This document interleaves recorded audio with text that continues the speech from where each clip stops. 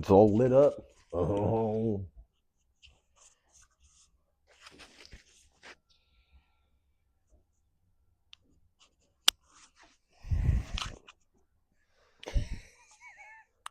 Technical difficulties here.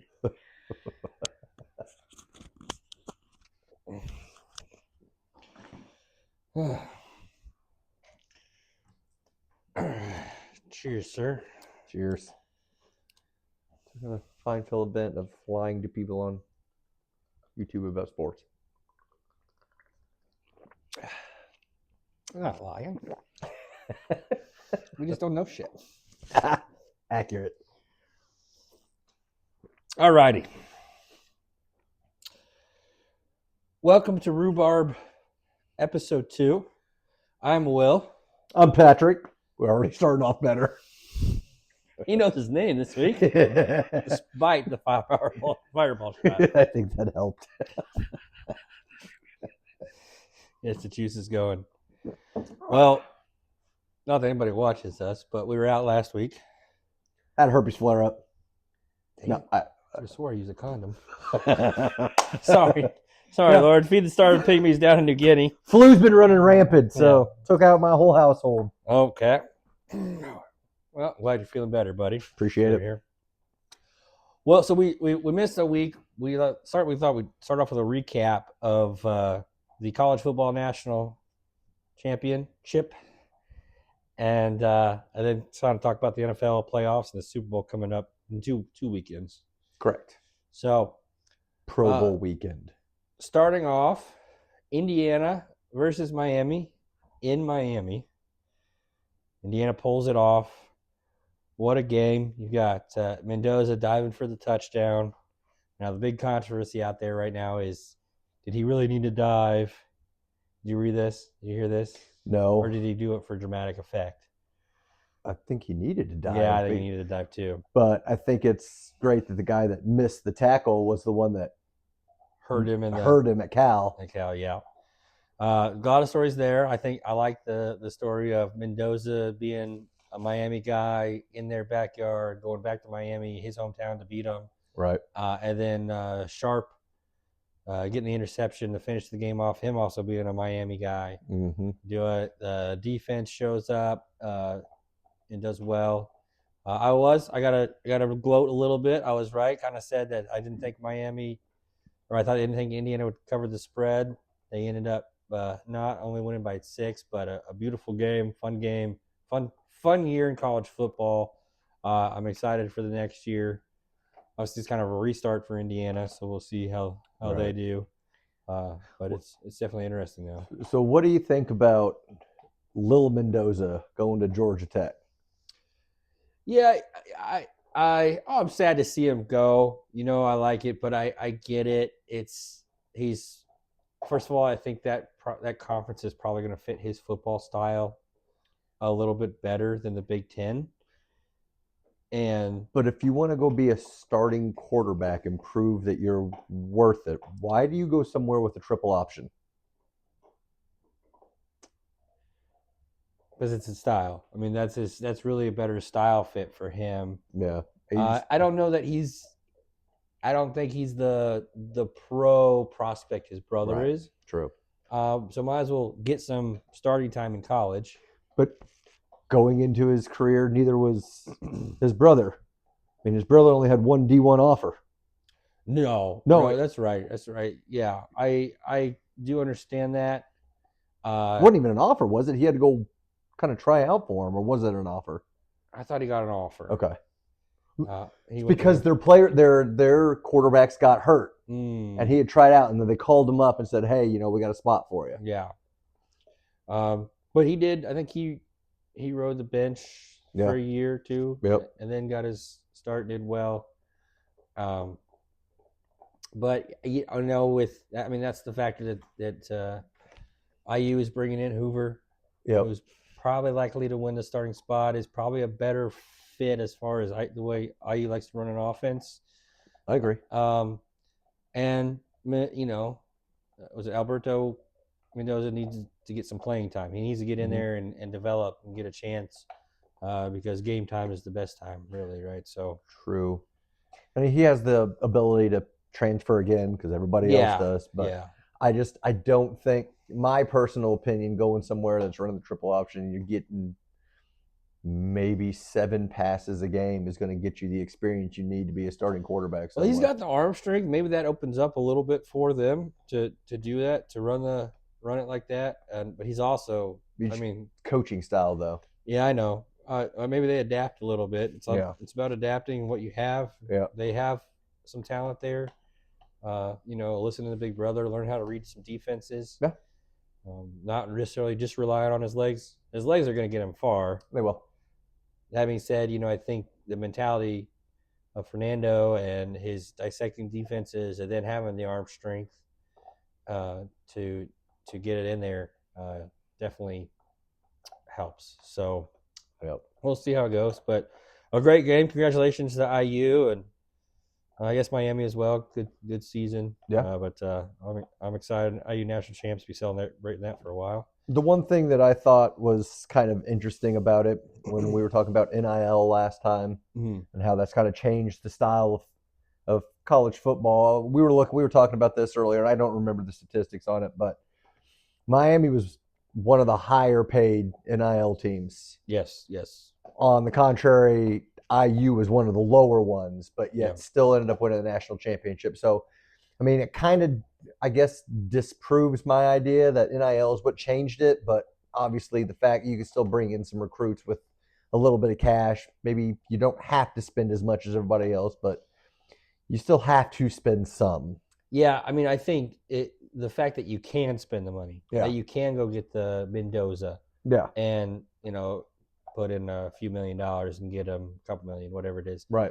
And because you have the defense, you have the transfers from the lower conferences. Lower is a bad term. I'm sorry. The smaller conferences to make things happen. I think that changes a lot of things. I think you're absolutely right. To go get the pieces you need. I think one of the things that I've been harping on the last 2 weeks, and I know I've harped on it in our phone calls, is IU played clean, disciplined football. They weren't going to beat themselves. The penalties didn't happen.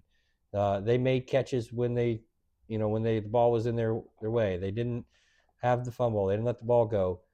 So if you can teach that to the right folks, I think a lot of teams can have a lot of success. But I see, I think Miami kind of beat themselves in some of their penalties in the national championship. I think you have that kind of scenario. That's, I think, where you got to watch out for the NIL, because if you're paying a college kid a few $1 million, is his ego going to get in the way where he is not going to be disciplined? Oh, I agree. And I mean, that's a tribute, obviously, to IU's team, but I think that's a bigger tribute to Cignetti in general. They were prepared. Yes. He made sure that before they stepped out on the field, they were prepared. They knew their responsibilities. They knew what they needed to do. Now, it was up to them, obviously, to execute. Yeah. But they were definitely more prepared than everybody they faced. Yeah. Throughout the college football playoff. I think the national championship was some of their rougher games. I saw it was, especially on offense. More errors there. Especially on offense. But at the end of the day, when it was time to execute, they did it. Yeah. So you got in the end zone. Agreed. Moving on. I know this is a sore topic for you, but the NFL playoffs, our picks. Now, you did better than me. I want you to gloat a little bit, feel better about that, but we didn't exactly have the highest percentage. So apologize if anybody followed us. Luckily, nobody's watching. Nobody's watching. So if you go back, you'll see some bad picks. Maybe we'll get better as time goes on, but I wonder if we could dub over ourselves. We picked the Rams. Bears! No, the Bears lost. Oh, the Bears lost. Sorry, opposite. I picked the Bears. Rams! So, sorry for yelling at you. It's all right. So we ended up, so we had, let's go back. We had the Bills at the Broncos, and we picked the Bills. Broncos won. Had Texans at the Pats. Did we pick the Pats? Yes. We did pick the Pats. We did pick the Pats. And then we had the Rams versus the Bears. And I picked the Bears. You picked the Rams. I did take. I couldn't pick the Bears. And then 49ers at Seahawks, and I think we picked the 49ers. I had the 49ers winning the whole darn thing. I thought they would go. Yeah. So 49ers kind of collapsed in Seattle, and Seattle proved that they are a dominant team. They are. Then we went on for the Broncos at Pats. Sorry, we're covering 2 weeks here. And Herpes.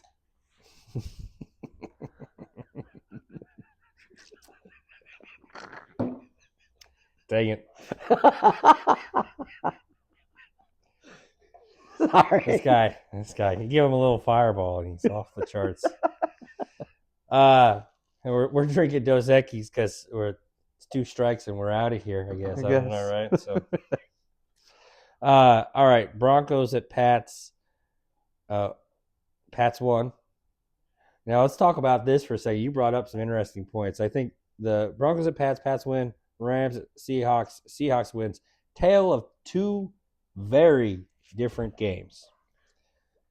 Tale of 2 very different climates. Yeah, that'll do it. That'll do it. It's That'll not do it. just the game; it was the climate. I mean, obviously, your Broncos Pats game was a very almost old school smash mouth in the snow, run it up your face football. Where, as we were saying, Rams in Seattle, it was air it out, get some yards, get some points. To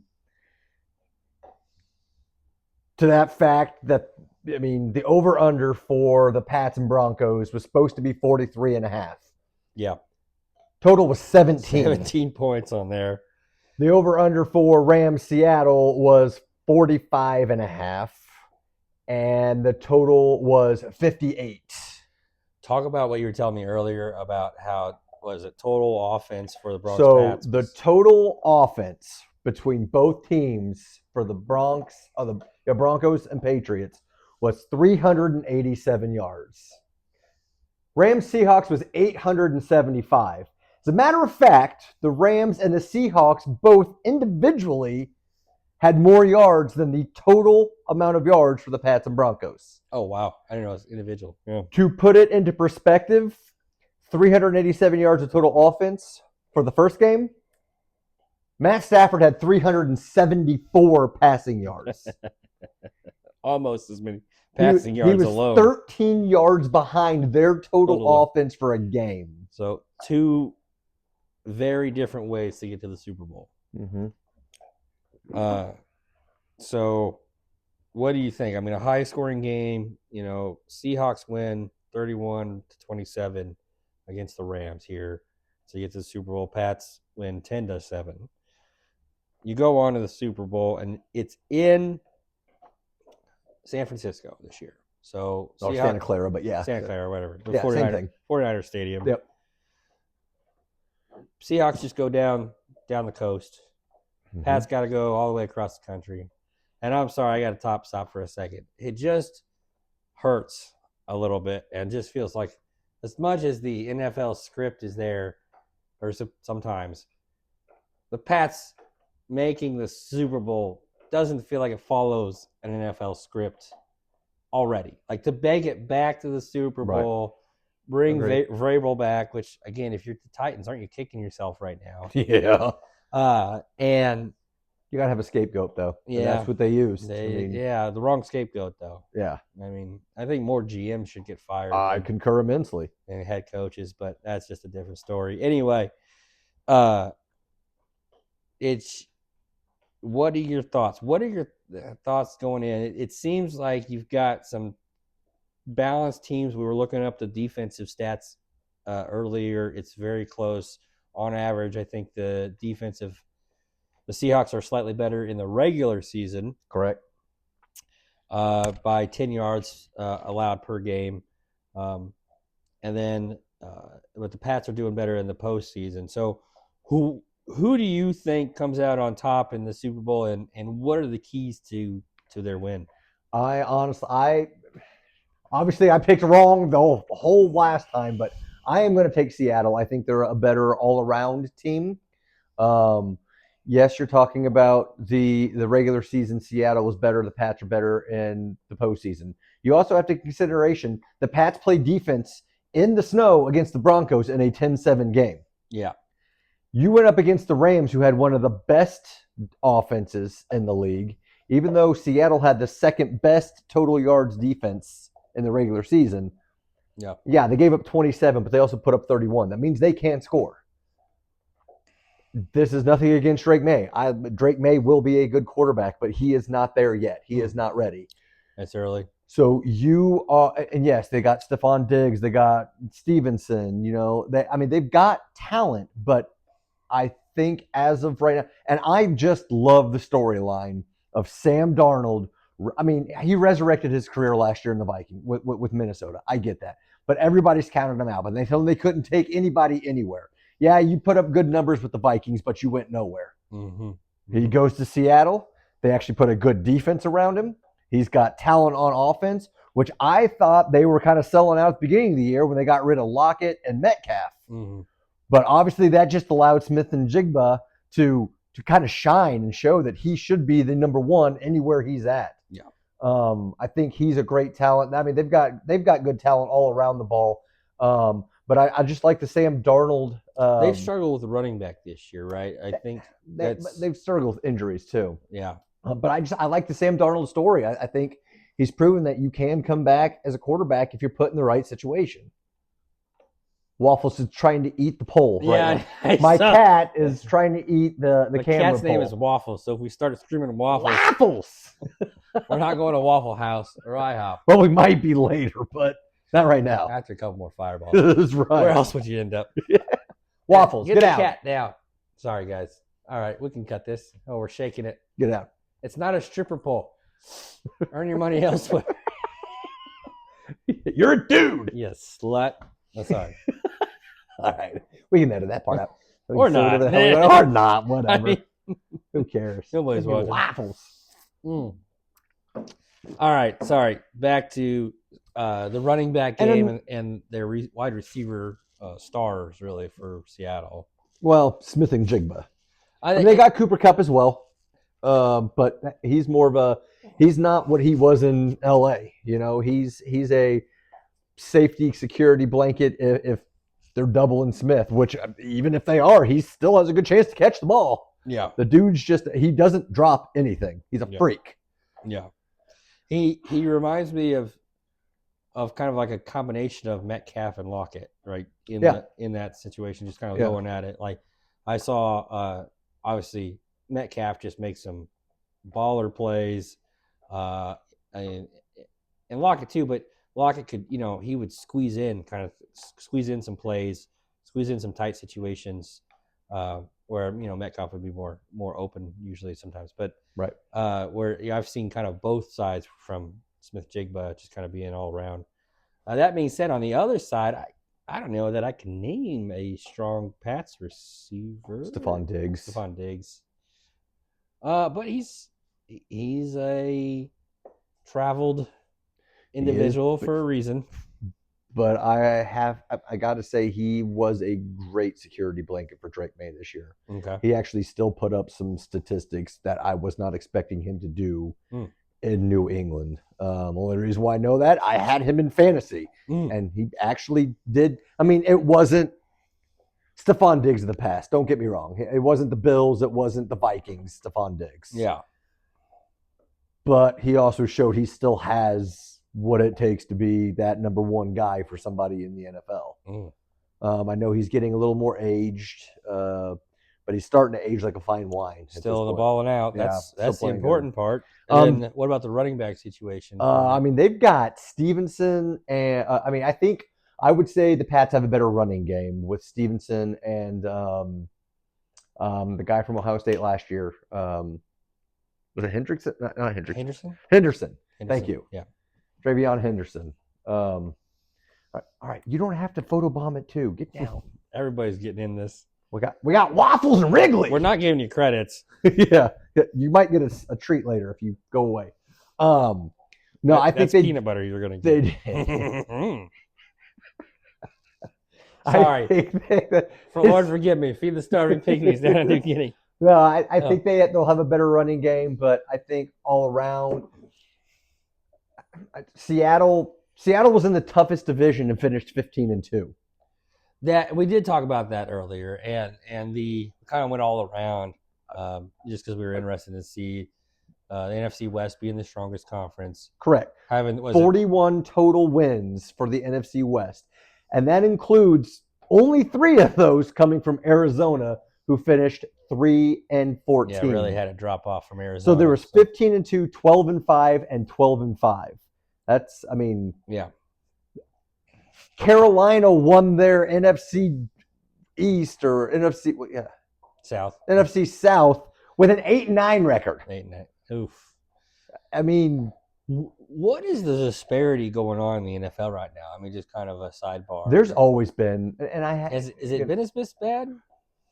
There's always been a division that just somehow always manages to get somebody in at 500 or below 500. And then you always have teams in other divisions. And sometimes that floats. It's not always the same, but then you have other divisions that are very dominant and don't get the teams in that should be in there, to be honest. Yeah. I know the NFL should do something different about it. Just because you win your division doesn't mean you should make the playoffs. That's not going to change probably anytime soon. Yeah. But I think there are much more deserving teams that should be in that don't make it. Yep. Makes sense. It makes sense. Maybe just push the seeding a little differently. So base it off record. Yeah. Let the whole thing be based off record. I guess I thought it was. No. Carolina made it in at 8-9. Oh. Yeah. I guess, but like, is it fair? I don't think the NFC South is this per se, but is it unfair in that situation where you have a tough division that you have to go play 6 games to and get beat up on in a division, and you still come out ahead, that and you have an easier division and you lose out because they have a better record? Where you have you have a division filled with Arizonas like this year. We do. And they all finished 8-9 because they just tried to lose to each other. That's the problem. Okay. Makes a lot of sense. I get what you're saying, but if you're putting the most talent and the best team on the field, you shouldn't be punished because somebody that, and don't get me wrong, Carolina had it. With that being said, Carolina had a good showing in the playoffs. I mean, they did. They showed they should be there. So I'm not taking anything away from them. I am merely stating there could have been other teams in. Yeah, to go 8-9 and make it versus some other teams that obviously won more games. I get it. All right, so moving on. So supposedly the 2 best teams in the NFL, Seahawks at Pats in San Francisco, which again seems weird, but hey, that's how it goes. For Super Bowl 60. I mean, statistically here in the postseason, you've got the Seahawks with the better offense and the Pats with the better defense. Now, I think we got another 2 tales here that interesting storylines. Interesting. The Pats have had the battle weather this time in their home stadium, obviously, to get there. Well, so Broncos was at Denver. Oh, at Denver, that's right. So, but had to battle climate. Right. Weather the whole time. But that's still pretty much their home weather. Yeah. Only at altitude. Altitude is that's a BIA. I'll tell you that. Yeah. Yeah, it is. It's great if you have a couple beers. Hey. But now you've got the Seahawks who have the better offense, but have had a great climate to do it in the whole time. And they're going back to play it in a great climate. Great climate. Do you think the Pats defense can show up? I think they'll show up. I think they will slow them down. They won't stop them. Okay. I don't see how. I mean, Christian Gonzalez is a phenomenal defensive back. Mm-hmm. Phenomenal defensive back, but I think one-on-one he's not going to be able to stop Smith and Jigba. Mm-hmm. Mm-hmm. They're going to have to scheme around that, but once they do that, that's going to leave other options open as well. So, like I said, that's nothing against Gonzalez. He is a phenomenal DB in the league. Yeah. Smith and Jigba is just a freak of nature. Yeah. Makes sense. And then you've got, you always got Cup as another option who wants his first Super Bowl, right? Because he hasn't. Has he did one with the No, Rams? he got one with the Rams. So he knows what it's like to be there too. He does. Can kind of provide some leadership. The other storyline for me is I think Darnold is a little bit more experienced. Hasn't had the success at this level yet, but has the experience versus May, just a little bit younger. A little bit younger, a little more inexperienced, loads of talent. Yeah. But heck of a. I hate saying this, but the Patriots got a heck of a pick with him as of right now, from what I've seen. And I am not ready for them to be what they have been in the past already. It has not been long enough since we got rid of Tom Brady from there. I'm not ready for the Patriots to be where they're at again. But sidebar. Belichick is rumored not to be a first ballot Hall of Famer. I don't think that's a rumor. I think that's all. I think is it now? Is it official now? No, because they haven't actually had the vote yet. But from the way it sounds, there's not going to be enough people that vote for him. I just don't think that's right. I think that obviously as a Colts fan, I was pretty upset on Spygate and was it Flatgate, whatever it is, Deflategate. So I was like, this is shady. That being said, I don't know that he deserves not to make the Hall of Fame first ballot. No, I think you got to correct that. I don't know what's going on, but I hope Goodell makes some calls and fixes that. And I don't know if it's because of what happened this year with him beginning college, kind of like, and not doing well at all. Let's bring up a fair point. We kind of brought this up. Maybe all those voters are jealous of the he's still winning year-old girlfriend. Yeah, he's winning at life. He's winning at life. That old son of a bitch. He doesn't have to win a Hall of Fame ballot. He's winning every night. I'm married to an old witch. This guy's won Super Bowls and dated a 25-year-old model. Is she 25? Younger? I think she just turned 25. Well, get ready. Amy, he's just kidding. Pull it DiCaprio. I didn't. Oh, I wasn't. I'm not married to a witch. Damn it. You had to bring that. I'm not married to a witch. I was thinking of these old sports writers. Oh, I got you. These old sports writers. Well, I was just trying to help you out. I was screwed in that one. Wow. Well, from here on out, we'll be able to do these once a night because Will's moving in with me. Play out the room.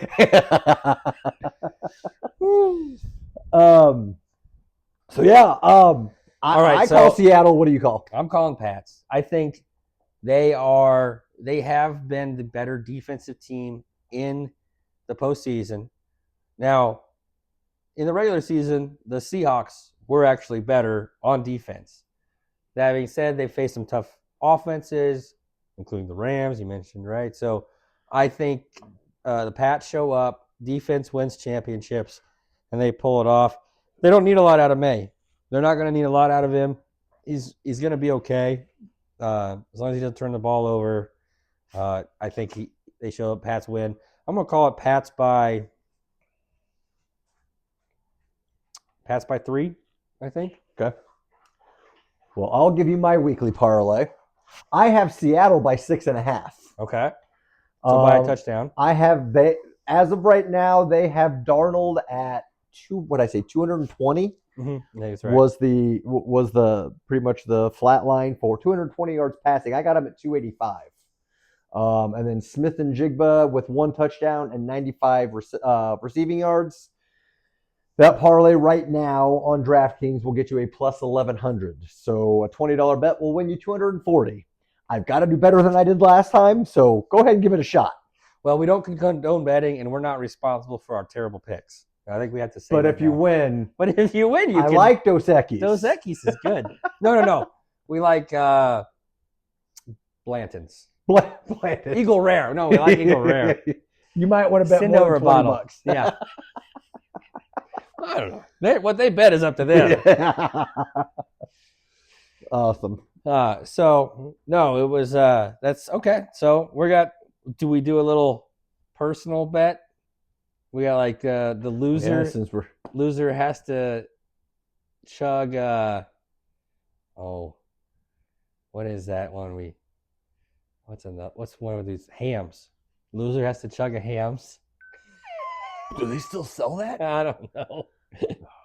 What's something else? Loser has to do a double beer bong at the beginning of next episode. I don't even know if I could do a double. Maybe a single. Single. All right, just a beer bong. Single Busch Light. Bush latte. Busch Latte. All All right. right, there we go. All right. Sounds good. All right. Speaking of Bush, let's move on to your Bush League section This here. Bush League. All right. So obviously, for some reason, I'm still wearing this stupid freaking sweatshirt. Black and gold's your color, baby. Black and gold's your color. Purdue, what are you doing? Right now, Braden Smith is the only player on your team. And I know you were trying to give TKR some credit, but my God, if you can't hold on to a freaking basketball, sit down, Butterfingers. If you can't hit a free throw, go hit the gym. He can't hit a free throw. He can't hold on to the ball. And he looks like a freaking newborn calf out there trying to get his footing. Hold the on. dude just flailing around. Let's give some context in case people are watching us 5 years from Purdue now. has lost 3 straight games. Including a game at IU. At IU. To a not very good IU. They team. have been ranked up as high as 1. Had 1 loss going into our last conversation and has not won since. That's 2 weeks. So it's a To bit- IU and UCLA. Not that I'm defending Purdue, but they've had a tough trip. They had to go West Coast, stay on West Coast for 2 games. They had to play USC, beat USC, lost to UCLA at UCLA, came back, lost to Illinois. I think they played UCLA during the week, Illinois on Saturday. That being said, on that Illinois game, Painter has got to make adjustments in game. You can't let the Illinois guy go off for almost 50. Change your defense, buddy. Right. And what do winning teams do?